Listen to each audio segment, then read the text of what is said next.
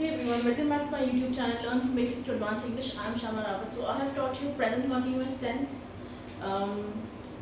Behind me on the board, I have now brought a paragraph in which all the sentences are of present continuous tense. There might be positive sentences, negative sentences, and also interrogative questions. Before beginning the paragraph, देखिए बहुत कोई मुश्किल चीज़ नहीं है. It is just that you need to rewind. अगर आप पढ़ रहे हैं मेरे साथ तो आपको बस ये देखना है कि कौन सा टेंस लग रहा है, कौन सा वर्ब लग रहा है, क्या सब्जेक्ट है, आईएनजी कब लगेगा. आइए देखते हैं, एक बार रिवीजन कर लेते हैं. मैं इसी के आगे लिख देती हूँ. प्रेजेंट कॉन्टिन्यूअस टेंस का स्ट्रक्चर था आपका subject plus is am are plus verb का first form plus ING plus object. ठीक है, ये मैं बहुत बार समझा चुकी हूँ, बहुत बार बता चुकी हूँ आपको. आई होप अभी तक आपको समझ में आ गया होगा. ठीक है, सो मूविंग ऑन. देखिए, आप मेरे साथ देखिएगा. मैं of course I am helping you. I will be translating the sentences one by one, but I really want you to open a notebook और you know if you are doing something else please leave that. ठीक है, पूरा ध्यान, पूरा focus यहीं पे रखते हैं. देखते हैं कैसे ट्रांसलेशन होता है और कितना सिंपल है. होगा क्या, ऐसे पैराग्राफ पे पैराग्राफ बाय पैराग्राफ लेके आऊंगी, खूब सारे पैराग्राफ लेके आऊंगी. उससे क्या होगा, बाय ट्रांसलेटिंग धीरे धीरे you will have command over the structure, है ना. आपको रिमाइंड नहीं करना पड़ेगा, आपको रिकॉल नहीं करना पड़ेगा कौन सा स्ट्रक्चर लगेगा. ठीक है, सो फॉर दैट, एक बिल्ली छत पर चुपचाप बैठ रही है और एक कबूतर को घूर रही है.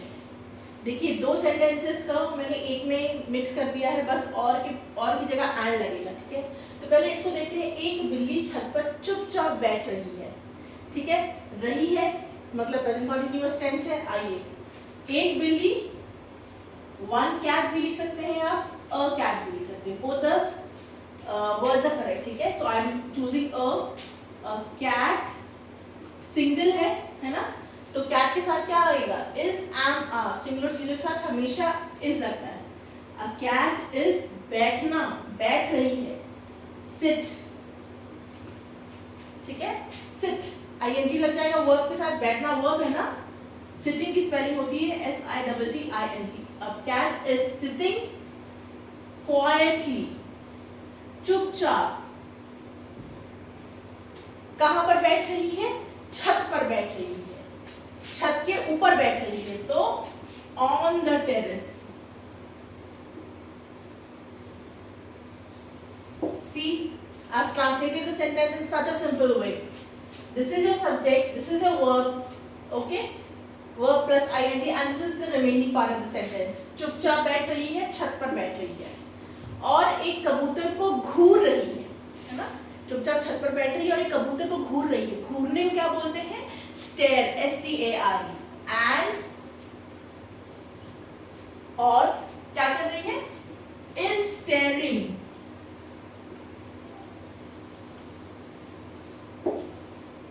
The staring a pigeon.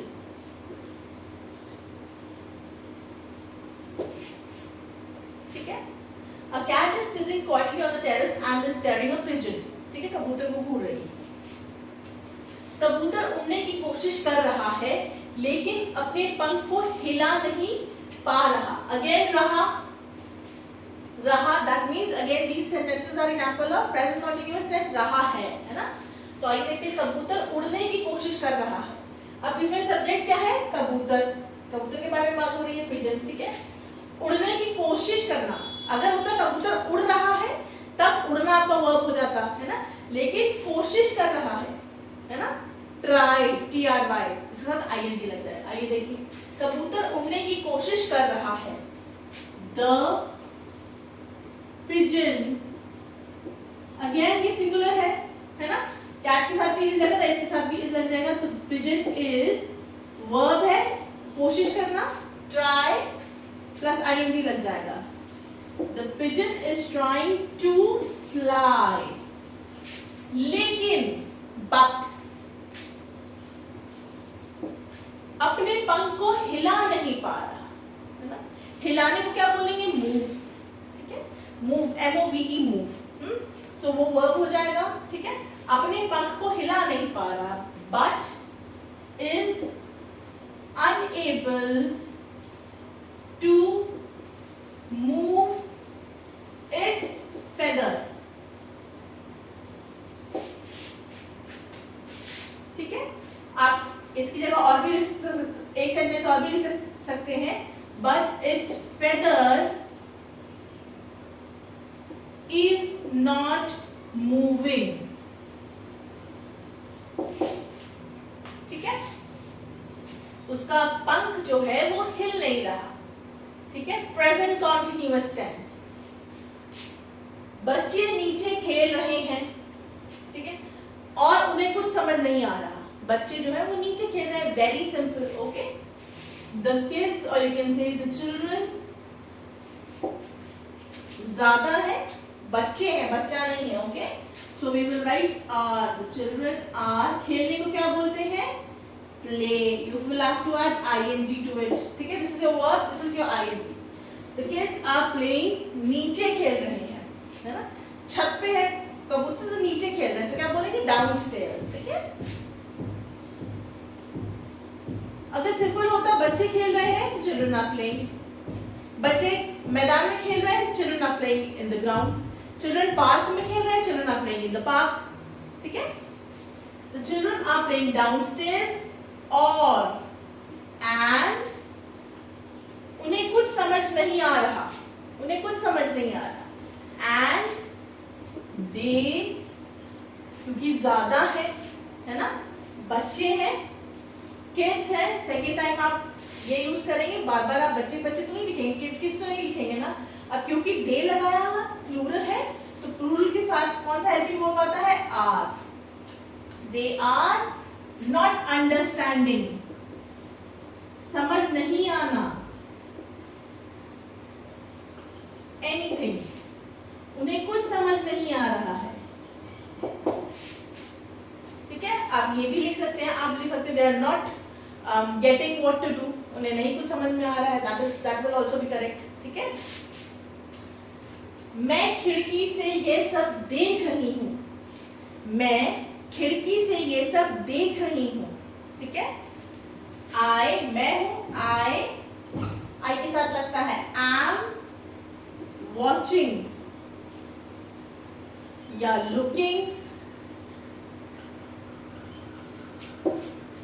खिड़की से देखना, थ्रू द विंडो.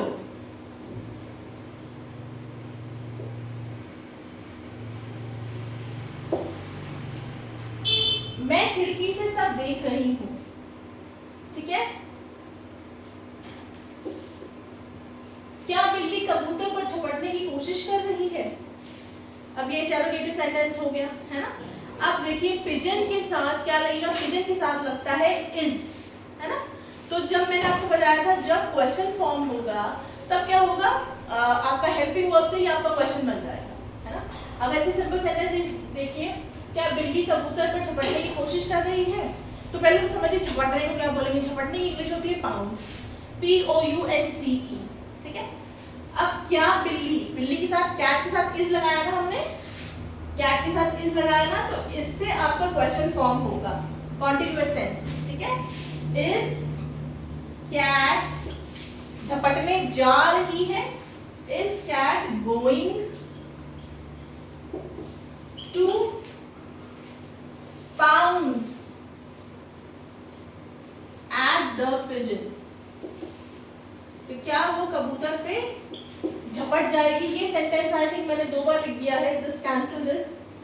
ठीक है, मैं खिड़की से सब देख रही हूँ.